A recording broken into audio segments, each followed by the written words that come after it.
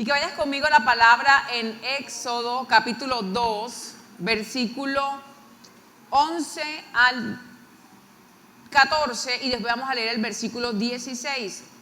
Éxodo capítulo 2, versículo 11 al 14, y luego el versículo 16. Y dice así la palabra del Señor. Si están conmigo en la escritura me pueden decir amén. En aquellos días sucedió que crecido ya Moisés salió a sus hermanos y los vio en sus duras tareas, y observó a un egipcio que golpeaba a uno de los hebreos, sus hermanos. Entonces miró a todas partes y viendo que no parecía nadie, mató al egipcio. ¿Y qué hizo? Lo escondió en la arena. Al día siguiente otra vez salió y vio a 2 hebreos que reñían. Entonces dijo al que maltrataba al otro: ¿por qué golpeas a tu prójimo? Oye. Y él le respondió: ¿quién te ha puesto a ti por príncipe y juez entre nosotros? ¿Piensas matarme como mataste al egipcio? Entonces Moisés, ¿qué tuvo? Miedo. Y dijo: ciertamente esto ha sido descubierto. Versículo 16, por favor. Y estando sentado junto al pozo, ya Moisés había oído, 7 hijas que tenía el sacerdote de Madián vinieron a sacar agua para llenar las pilas y dar de beber a las ovejas de su padre. Mas los pastores vinieron y las echaron de allí. Entonces Moisés se levantó, ¿y qué hizo Moisés? Las defendió y dio de beber a sus ovejas. Amén. Ahí donde estás, quiero que oremos. Padre, en esa mañana colocamos nuestra vida delante de ti. Tu bendición sea con nosotros, Señor. Ministranos a través de tu palabra, Espíritu Santo de Dios, que ella se haga viva en nosotros, Señor, y que produzca un fruto y fruto abundante. Llénanos de tu Espíritu Santo, Padre amado, de tu presencia, Señor, esa presencia que inunda todo nuestro ser de paz, Dios, de gozo, Padre amado, y que de una manera especial, Señor, podamos disfrutar de tu gloria, Señor, que está en este lugar, llenando nuestras vidas, Señor, en Cristo Jesús. Amén y amén. Cuando le sucedió todo esto a Moisés, que acabamos de leer, Moisés tenía 40 años. Hechos en el capítulo 7, versículo 23 dice que cuando Moisés cumplió los 40 años, le nació en su corazón ir a visitar a sus hermanos hebreos. Y cuando lo fue a visitar, se dio cuenta cómo un egipcio maltrataba a un hebreo y él decidió defenderlo.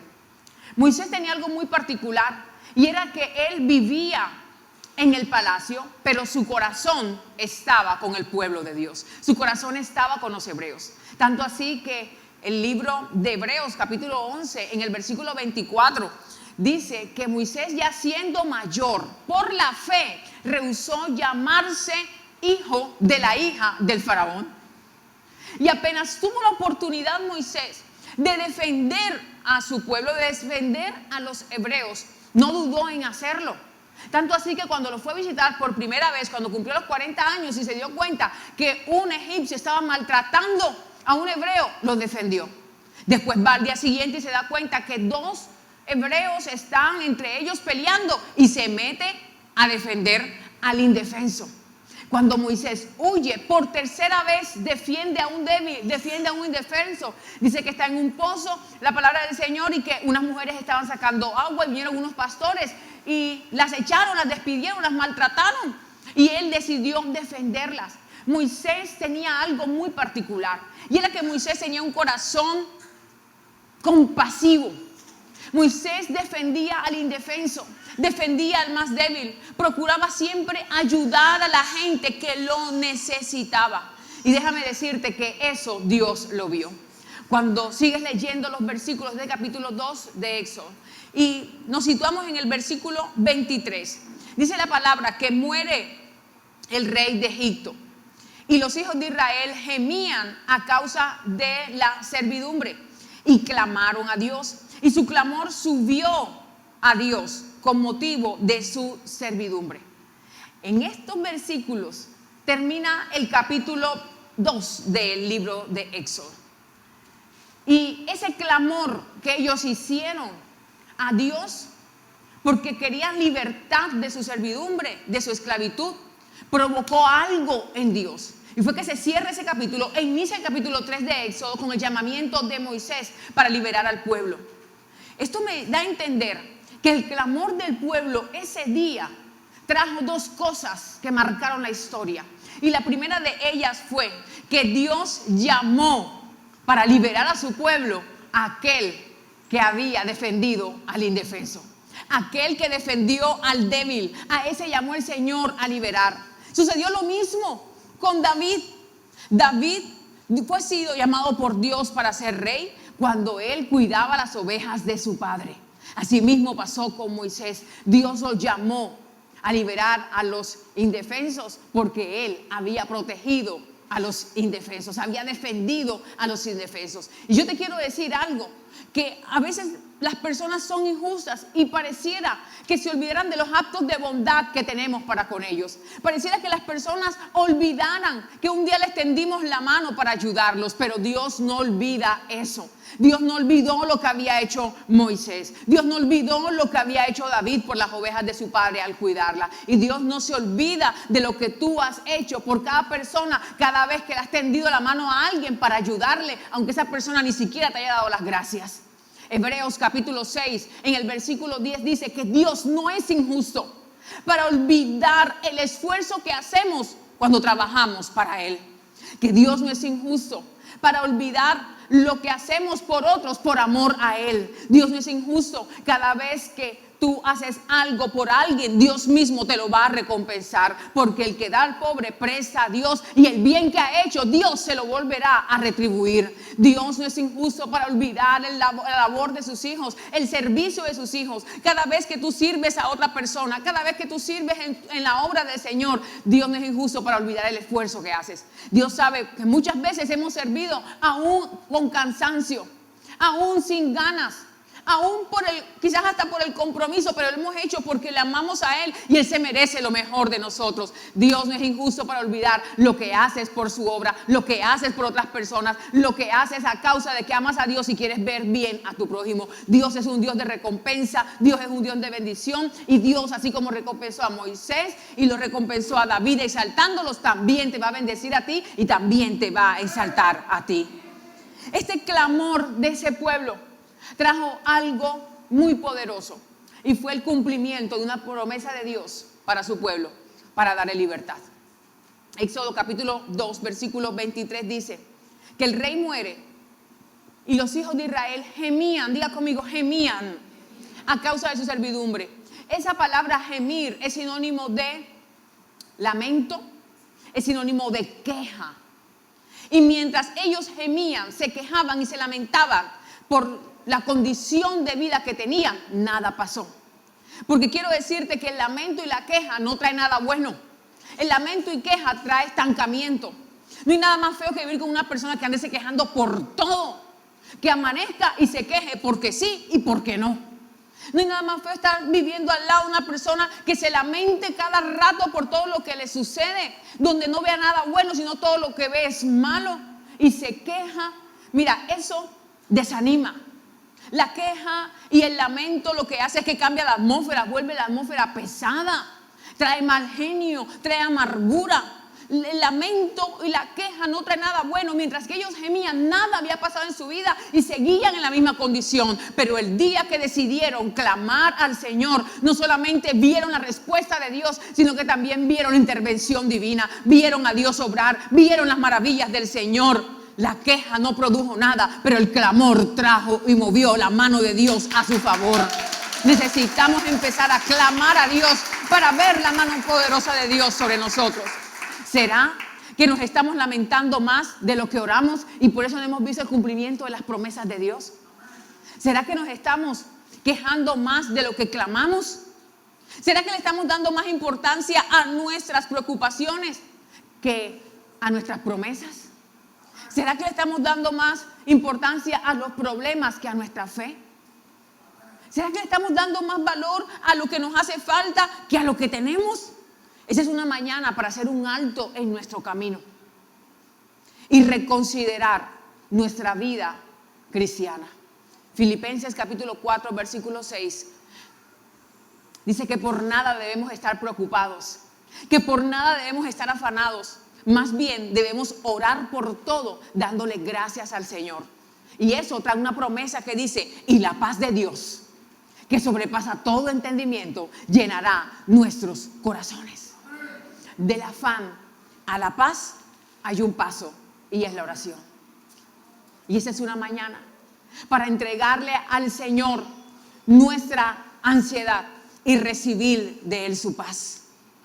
Es una mañana para entregarle a Dios nuestras preocupaciones y extender nuestras manos a Él y recibir de Él esa paz que sobrepasa todo entendimiento. Es una mañana para entregarle al Señor nuestra angustia y recibir de Él su cuidado. Para entregarle al Señor nuestras cargas y recibir de Él el descanso que tanto necesitamos. Para entregarle a Dios nuestras peticiones y recibir de Él su respuesta. Dios es un Dios experto en cambiar historias. Sin importar aún nuestro pasado. La vida de Moisés le cambió. De un asesino pasó a ser un libertador. Si nos hubieran pedido a cada uno de nosotros que eligiéramos a alguien para liberar al pueblo de Israel, te aseguro que nunca hubiéramos elegido una persona que hubiera hecho lo que Moisés hizo. Si nos hubieran pedido que eligiéramos a uno de los 12 apóstoles que iban a acompañar a Jesús en su ministerio, jamás hubiéramos elegido a alguien que iba a negar su fe como Pedro. Si nos hubieran pedido que eligiéramos a una persona que iba a ser parte de la lista de Hebreos 11, donde están los héroes de la fe, jamás hubiéramos elegido a una mujer que iba a ser una prostituta, que era una prostituta llamada Rahab. Es más, nos miramos a nosotros mismos con tantos defectos, con tantas imperfecciones, con tantos errores, con tantos fracasos que hemos cometido en la vida y con tantas inseguridades que ni siquiera nos elegiríamos a nosotros mismos. Y miramos nuestra vida viendo que hemos pasado por tantas cosas que muchas veces no le encontramos sentido y no entendemos por qué nos tocan vivir ciertas situaciones en la vida. Y quizás miramos nuestra vida y la miramos aún sin propósito. Pero quiero decirte que Dios es especialista en redimir el futuro, aún con un pasado lleno de errores y de dolor, y encontrar propósito aún en medio de la circunstancia cual sea que estemos viviendo. Dios es un Dios de propósitos. Juan capítulo 9, en el versículo 1 en adelante, nos habla de un hombre que era ciego de nacimiento. Y este hombre que era ciego de nacimiento está en un lugar por donde Jesús tiene que pasar. Y cuando Jesús pasa por ese lugar, antes de sanar a este ciego, sus discípulos lo interrumpen para hacerle una pregunta. Y le dicen: Señor, ¿quién pecó? ¿Este o sus padres? Para que él haya nacido así ciego. Mira la pregunta que le están haciendo los discípulos. O sea, quieren el chisme fresco. O sea, infórmanos, Señor, ¿qué es lo que está pasando aquí? ¿Qué pasó? Cuéntanos. Ni siquiera están preguntando: Señor, ¿tú lo vas a sanar? Pobrecito, ayúdalo, Señor. Ni le interesa si lo va a sanar o no. Quieren saber es el chisme. ¿Por qué está así, Dios? Y hay gente así en la vida que solamente le interesa la vida ajena y quiere estar preguntando: ay, ¿por qué le pasó? Y cuéntame, pero actualízame, estás atrasada. Y solamente viven es para estar pendiente de la vida ajena. Ni siquiera le importa el bienestar de la otra persona, sino que quiere es ahondar de por qué está así, de cuándo pasó esto y qué fue lo que le dijo y qué fue lo que hizo. Los discípulos en ese momento estaban así. Y fue en ese punto que el Señor Jesús hace una pausa antes de sanar al ciego. Pero hace una pausa no para describir el dolor de aquel hombre. No hace una pausa para indagar en el problema. Jesús hace una pausa para hacerles entender a ellos que la condición que está viviendo él es porque hay un propósito de parte de Dios en su vida. Y Dios quiere que miremos nuestra vida así, que miremos nuestra vida con propósito, porque nuestra vida no es por casualidad, nuestra vida es con un propósito divino. Y Dios le da la respuesta a esos hombres y les dice: no es que él pecó, ni pecó sus padres, es que él está así para que las obras de Dios se manifiesten en su vida. Y yo quiero declarar esa palabra sobre tu vida.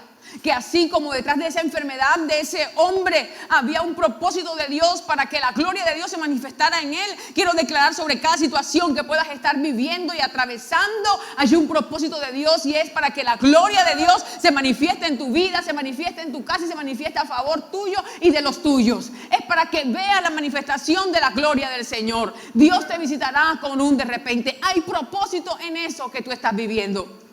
Muchas veces no entendemos ¿por qué nos tocan vivir ciertas cosas?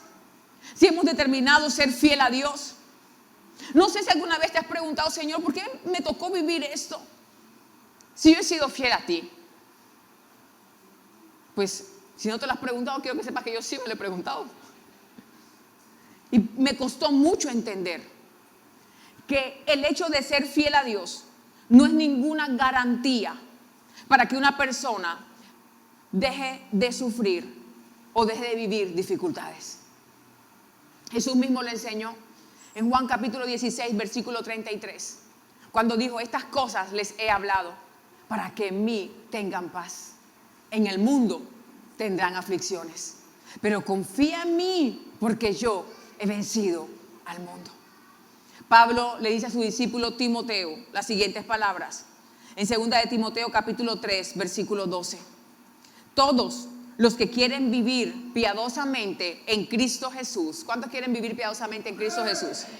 Miren lo que dice: padecerán persecución. ¿Quién quiere esa promesa por Dios? Nadie quiere esa promesa. Pero así es la vida. Hasta el mismo Jesús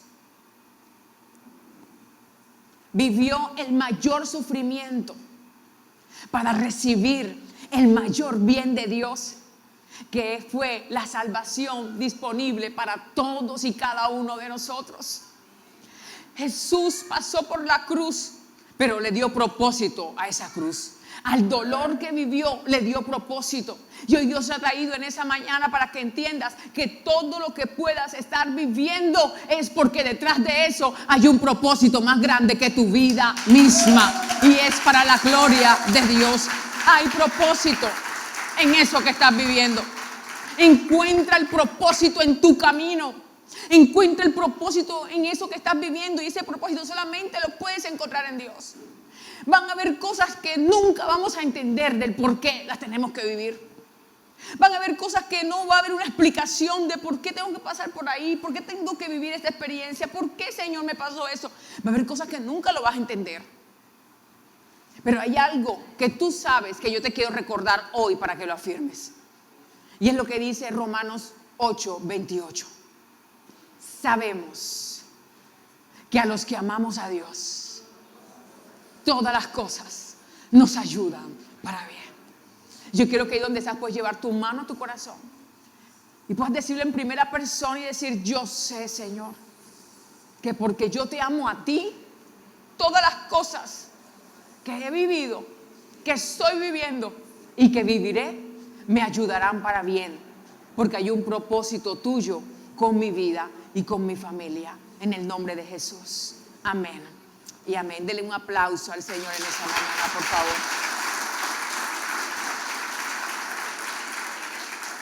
Y quiero recordarte y mencionarte 5 razones, quizás hay muchas más, pero quiero mencionarte 5 razones por las cuales Dios permite que vivamos ciertas cosas en nuestra vida que a veces no entendemos, pero son necesarias.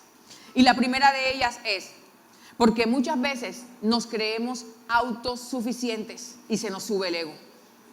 Llega un momento en nuestra vida cuando todo nos va bien, que llegamos a creer y a pensar que no necesitamos a Dios. Y creemos que solitos podemos. Y hay situaciones que nos visitan, que son tan fuertes, que nos hacen darnos cuenta lo frágiles que somos, los débiles que somos. Cuando llegó la pandemia, no respetó a nadie. No respetó estrato social, no respetó apellido, nos respetó edad. Nos dimos cuenta que todos somos iguales, de frágiles ante la muerte, ante la calamidad. Y hay situaciones que necesitamos vivir para darnos cuenta que necesitamos depender más de Dios y menos de nosotros. Que no se trata de nuestras capacidades, aunque seamos muy capaces. Se trata de la gracia de Dios para con cada uno de nosotros y de su misericordia que nos visita cada mañana. Se trata de Él. Y hay situaciones que son necesarias en nuestra vida, porque es que a veces nos creemos los chachitos y creemos que todo lo podemos, que todo lo sabemos. Podemos vivir una vida así normal sin Dios hasta el día que nos damos cuenta cuán impotente se puede sentir alguien frente a una situación, porque hay cosas que dependen solamente de Dios. Y a veces por eso Dios permite esas situaciones, para que nos demos cuenta que hay un Dios que existe y que es real. La segunda situación por la cual Dios permite situaciones en nuestra vida es porque va a ser la única manera de acercarnos a Dios y recibir salvación. A veces Dios nos hace un llamado y nos llama con amor y nos llama al Señor a seguirlo, y nosotros andamos de tercos, de orejas sordas, como decía mi mamá, y reacios a atender el llamado de Dios. Entonces viene esa situación difícil que golpea nuestra vida, golpea nuestra familia, y por esa situación buscamos a Dios para pedirle su ayuda y su socorro. ¿Cuántos de los que están aquí llegaron junto conmigo a buscar a Dios porque tenían una necesidad? Bendita necesidad que nos acercó a Dios, porque sin ella estuviéramos perdidos todavía. Y hay situaciones que tenemos que vivir, y hay gente que tiene que vivir estremezones en la vida para buscar a Dios, porque el dolor es pasajero, pero la salvación es eterna. Y a Dios le interesa tu salvación, y si tienes que vivir situaciones para que seas salvo, Dios va a poner situaciones para que nos acerquemos a Él y recibamos su ayuda y recibamos la salvación que solamente viene de su mano. La tercera razón es para nuestro crecimiento espiritual. Muchas veces estamos tan cómodos con la vida que llevamos y con las bendiciones que Dios nos ha traído que descuidamos lo más importante, nuestra relación con el Espíritu Santo de Dios. Entonces Dios viene y nos desacomoda y permite situaciones en nuestra vida donde ya no nos sentimos tan cómodos y no tenemos otra sino sí o sí correr a buscar la armadura de Dios, correr a doblar rodilla, correr a buscar a Dios. Entonces esa situación lo que hace es que nos acerca más a Dios y permite que nuestra fe se afirme, nuestra confianza se fortalezca y crezcamos a un nuevo nivel espiritual en Dios. No esperes que venga esa situación para buscarlo más. Si has descuidado lo más importante que es tu relación con Dios, no esperes un estremezón en la vida para entender que sin Él no somos nada y que necesitamos tener una relación genuina con el Espíritu Santo de Dios. La cuarta razón es para que conozcamos nuestro corazón y nos demos cuenta que si permanecemos fieles a Dios a pesar de lo que podamos vivir en la vida. Muchas veces buscamos a Dios necesitando algún milagro o alguna bendición y Dios nos las da. Y dejamos de ser fieles a Dios, constantes en Él. Entonces viene una prueba, porque a causa de la bendición que Dios nos mandó, nos dimos cuenta que en nuestro corazón no había fidelidad y que lo estábamos buscando solamente por un milagro o por un beneficio. O puede pasar todo lo contrario. Pero Dios quiere que nosotros mismos nos demos cuenta si en nuestro corazón hay fidelidad para con Él en la abundancia o en la escasez. Si somos fieles a Él, aunque todo marche bien o aunque necesitemos muchas cosas. Y eso nosotros mismos nos vamos a dar cuenta con nuestra manera de actuar frente a las situaciones que estamos viviendo. Si permanecemos en Dios a pesar de y seguimos siendo fieles, o si solamente estábamos con Él buscando un beneficio de parte de Él. Y hay situaciones que nos enfrentan a eso. Deuteronomio capítulo 8, versículo 2 dice que el Señor permitió que su pueblo pasara por el desierto para afligirlos, para saber qué habían en su corazón, si habían de guardar o no los mandamientos de Él. Y Dios nos pasa por diferentes situaciones para que nos demos cuenta qué hay en nuestro corazón. Y lo quinto y último, que Dios permite situaciones en nuestra vida. Y sé que muchos de nosotros hemos pasado por este punto. Es para que estemos mejores preparados para consolar a alguien, para animar a alguien, para fortalecer a otros. Porque nadie va a entender mejor a una persona que aquella que ya haya vivido lo que esa persona esté viviendo. Y no solamente la va a entender, sino que también la va a ayudar porque ya vivió eso. Cuando no vivimos lo que otra persona ha vivido, somos tan fáciles en minimizar los sentimientos del otro. Pero cuando tú ya has pasado por ahí, tú sabes qué es eso. Y tú puedes ayudar a otra persona a levantarse. Ninguna persona va a entender a otra mejor que la que ya vivió ese proceso.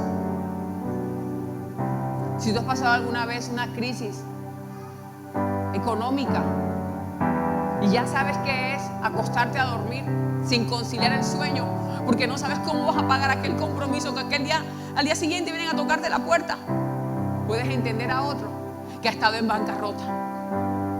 Puedes entender a otro por qué vive preocupado y por qué vive cargado, porque sabes qué es vivir sometido a las deudas. Sabes qué es ir a trabajar sabiendo que cuando llegue fin de mes tienes que entregar toda la plata a aquel que se la debes a causa de una mala decisión que tomaste. Y no hay nada más feo que esa carga de opresión de la esclavitud a causa de las deudas. Y es fácil una persona que nunca ha tenido deudas y que nunca le ha debido a nadie en decir: Dios te va a proveer, tranquilo. A veces las palabras suenan muy fáciles cuando el dolor es más profundo y necesita un accionar más que una simple palabra. Nadie va a entender a otras personas que han pasado y han tenido que vivir por un hogar disfuncional. Ninguno de nosotros que nos levantamos con mamá y papá va a poder siquiera entender a aquellos que no se levantaron con alguno de ellos. Porque nunca, por más que querramos imaginarnos que se siente el abandono, el vacío, el rechazo, vamos a poder sentirlo porque nunca lo vivimos. Solamente una persona que también haya podido levantarse sin mamá o sin papá va a ayudar a otro a sanar. Y va a ayudar a otro a que pueda recibir la paternidad de aquel que lo ama y lo ama con amor eterno. Y su nombre es nuestro Dios. Solamente aquellos que hemos pasado por crisis matrimoniales podemos entender a las parejas que estén pasando por crisis sin juzgarlas. Entendiendo que esto va mucho más allá de ungir a tu pareja con aceite de pies a cabeza. Que una crisis matrimonial no se resuelve solamente con que unjas de noche a tu marido de pies a cabeza o a tu esposa de pies a cabeza. Que esto va más allá. Que se necesita ser intencionales y se necesita tomar decisiones en pro del bien del matrimonio, que va más allá de oración acompañada con acción. Nadie que ha pasado por un diagnóstico reservado puede entender qué se siente cuando te dicen que tu vida está en. Nadie que no ha sido violado, maltratado o tratado injustamente puede entender a alguien que haya sido violado. Porque por más que nos imaginemos qué se siente, nunca lo vamos a poder saber a ciencia cierta, porque no lo hemos vivido. Entonces Dios nos permite pasar por ciertas situaciones para poder entender a otros, tener empatía con la gente. Pero no solamente tener empatía y entenderlo, sino también para ayudar a otros, porque ya nosotros hemos sido ayudados y consolados por el Dios de toda gracia y de toda misericordia. Ahora nos toca a nosotros ayudar a otros, porque ya nosotros salimos de ahí. Ahora nos toca a nosotros ayudar a otros, pero muchas veces pensamos más en nuestra realización personal que en el llamado divino. Y esta es una mañana para reconsiderar nuestra vida cristiana y empezar a pensar más en el llamado divino. Porque somos tan egoístas que solamente pensamos en nosotros, en nuestra realización personal y en el bienestar nuestro y el de nuestra casa. Pero hay algo más grande que nosotros mismos, y es el propósito de Dios sobre nosotros en esta tierra, que tiene que ver con ayudar y servir a multitudes. Porque por eso fue que murió Cristo Jesús, para que ninguno se pierda y todos procedan al arrepentimiento. La Biblia enseña en Juan, en el capítulo 21, versículo 15 al 17, que nuestro Señor Jesucristo, después que resucita, aparece a los discípulos, de manera particular a Pedro, y le hace 3 preguntas a ese hombre que marcaron la historia. El Señor se acerca a Pedro y le pregunta: Pedro, ¿me amas? Y Pedro le responde: sí, Señor, tú sabes que te amo. Y el Señor le dijo, después que le respondió: apacienta mis corderos. Volvió a decirle la segunda vez: Simón, hijo de Jonás, ¿me amas? Y Pedro le respondió: sí, Señor, tú sabes que te amo. Y el Señor le dijo: pastorea mis ovejas. Y le dijo la tercera vez: Simón, hijo de Jonás, ¿me amas? ¡Wow! Y Pedro se entristece de que le dijera la tercera vez: ¿me amas? Y le respondió: Señor, tú lo sabes todo. Tú sabes que yo te amo. Y Jesús le dijo: apacienta mis ovejas. Y termina este pasaje diciendo que Jesús añadió y le dijo a Pedro: sígueme. 3 veces le pregunta Jesús a Pedro si lo ama a él. Escucha bien. Jesús nunca le pregunta a Pedro que si amaba a sus ovejitas, que si amaba a la gente. Lo que le pregunta a Pedro las 3 veces es que si lo amaba a quién. A él. Y después de cada respuesta de Pedro, cuando Pedro dijo: sí, Señor, te amo. Sí, Señor, tú sabes que te amo. Sí, Señor, tú lo sabes todo. Entonces, después de cada una de sus respuestas, es que Dios le dice a Pedro: entonces, mi hijo, si me amas, ve y cuida mis ovejitas. Ve y cuida a mi gente. Ve y cuida a los míos. Ve y cuida a los míos. Porque el llamado de Dios no puede depender del amor hacia las personas, del amor que sentimos hacia las personas. Porque la gente nos puede llegar a decepcionar. Por eso, el llamado de Dios no puede depender por las acciones de la gente. Es más, hay gente tan ingrata que nunca se va a acordar del favor que le hiciste. Ni gracias te van a dar. Y tu servicio a la gente, parte del llamado de Dios para tu vida, no puede depender de la gente. Es más, no puede depender ni de tus emociones. Porque hoy estamos bien. Hoy estamos aquí. Decimos: hoy domingo 15 de diciembre me voy para la iglesia a recibir tu bendición, Señor. Aleluya, santo. El otro domingo: ay no, Señor, estoy cansado. Tú lo sabes todo, Padre. El próximo domingo voy y me arropo y me dejo arropar del espíritu de Satanás. Nosotros somos inconstantes. Hoy queremos, mañana no sabemos. De nosotros no tenemos a veces una estabilidad emocional, ni siquiera para brindársela a otro. Ahora imagínense, ¿qué se espera? Nuestro llamado de Dios no puede depender ni de nosotros mismos ni de la gente que nos rodea, porque la gente nos va a decepcionar, porque mucha gente es ingrata y malagradecida. Por eso Jesús le dice a Pedro: mi hijo, si tú me amas a mí, por el amor que me sientes a mí, entonces cuida a mi gente, cuida a mis discípulos, haz discípulos, apacienta a mis ovejitas, cuida a mi gente, las personas por las que yo morí, cuídalos a ellos. Y hoy la pregunta del Señor para cada uno de nosotros es: si le amamos. Porque si le amamos, entonces debemos empezar a pensar diferente. No pensar en mí, sino pensar en los demás. Y entender que todo lo que hemos vivido ha sido porque hay un propósito detrás de todo. y ver la gloria de Dios. Y que esa luz que nos ha alumbrado alumbre a los demás. Esta es una mañana para entender que todo lo que vivimos es por un propósito y ese propósito está en Dios.